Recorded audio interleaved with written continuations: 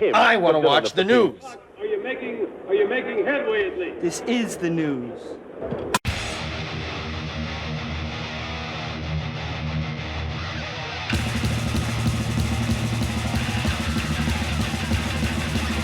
Schmack-a-magab, it's time for the only news that matters.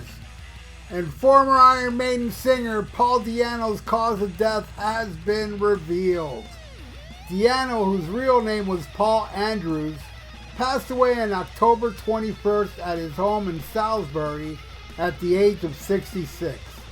On Monday, November 11th, the following message was posted on Paul's social media.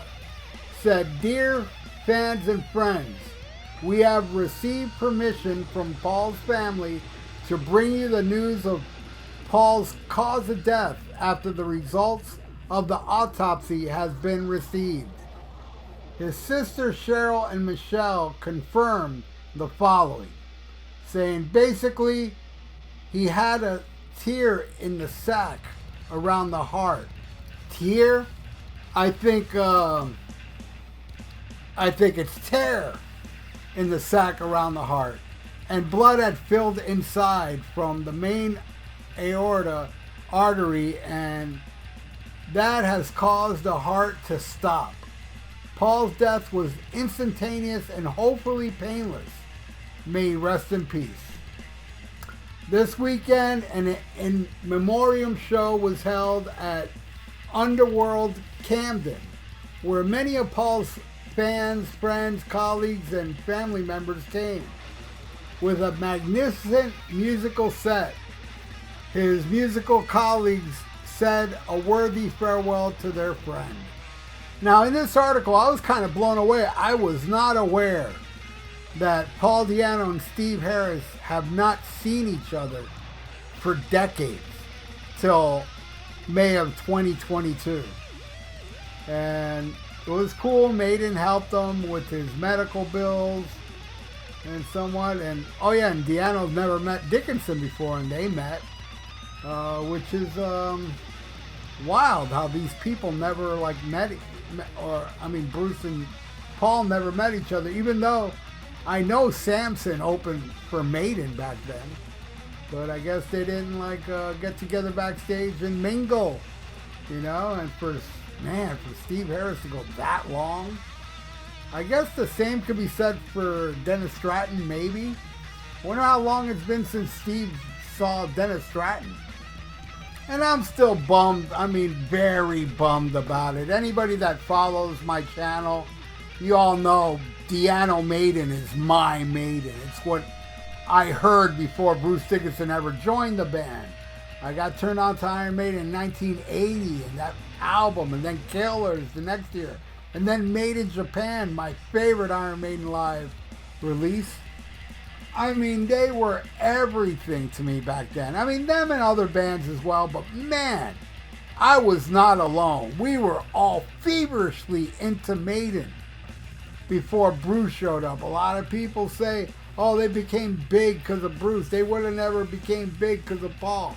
I disagree, man. You may think that, but man, I was there. I saw the buzz. I saw Maiden becoming bigger and bigger. It wasn't easy to crack the American market and make an impact that Iron Maiden made with Paul Di'Anno in 1980 and 81. 80, they even had a buzz. After I bought that album, man, I was so proud to show all my friends this band because nobody knew them. All my friends first heard Iron Maiden at my place when I played them that first album that I bought. And every one of them were blown away and went out and bought their own copy, except my friend Little John, who asked me to put it on a tape for him. Remember that? That was downloading back in the day. That was what ripping Ralph artist was back in the day. Recording shit on cassette. Many of you may not know this. But yeah, I remember seeing ads in magazines saying you are stealing. And it shows a guy recording a record on a cassette. You are stealing and this and that. It was ridiculous to think about, the millions of billions of dollars that record companies were making all through the years.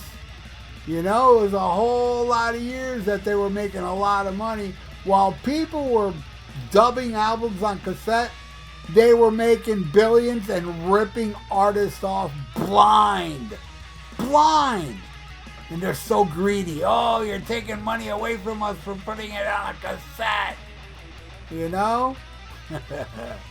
Karma, man. Let me tell you, downloading all that shit and streaming and all that shit. Fuck record companies up. And you know what? It was a long time coming. But this ain't about that. I just went off on a tirade and I'm sorry about that. I love Paul Di'Anno. And, you know, I followed him. I talked about my whole history with Di'Anno. When he passed away, I did a news about it and how I met him and how cool he was to me and my then girlfriend. And yeah, man, and man, was that a damn good show he gave. That night, I've heard complaints about that tour. Oh, he even Paul, I think it was Tony Dio on Almost Human Live that I do every week. He talked about when he saw Di'Anno, and Di'Anno wasn't sounding too good, and he even apologized. But not the show I saw, man. He came out and did fucking like 90 minutes, and he sounded amazing. It was the one and only time I got to witness Paul Di'Anno. And it sucks too, because, you know, 66 ain't old. Well, it's not old to old people like me, but it's not though, you know. But Paul, man, he had a hard life, man. I mean, when I met him, that was 2010, and he was sitting on a couch complaining about his leg. But, you know, he stood up that whole show, but after the show, he's sitting on the couch telling us about, you know, he's got to get some surgery. He was very nice to me and my girlfriend, signed my Soundhouse tapes. Coolest guy ever. But man, even, you know, going back to now, it's 14 years ago, he was having some leg problems, and then it just progressed and got worse and worse, and then he then became wheelchair bound, which was sad, man. And yeah, I really do feel bad for the man. And but at least he's not suffering anymore, and I hope it really was really quick and he felt no pain when he passed away. Now there's a DVD that Paul Di'Anno put out called The Beast in the East, and I want to thank Count Ralphus.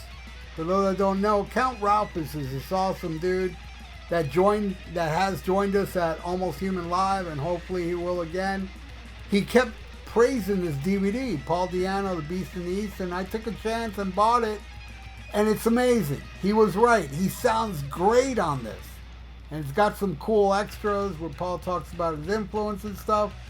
I highly recommend this, The Beast in the East, even though I found that on eBay. I don't know if you can find it anywhere else. I did do the search, and I only found my copy on eBay, but yeah, I do highly recommend this, man. This is a really great sounding Paul Di'Anno on this DVD. So Maiden fans, you really need to check this out, man. It's awesome. And Paul Di'Anno's awesome, man. I'm bummed that I will never see him again, and I'm even more bummed for his family and friends.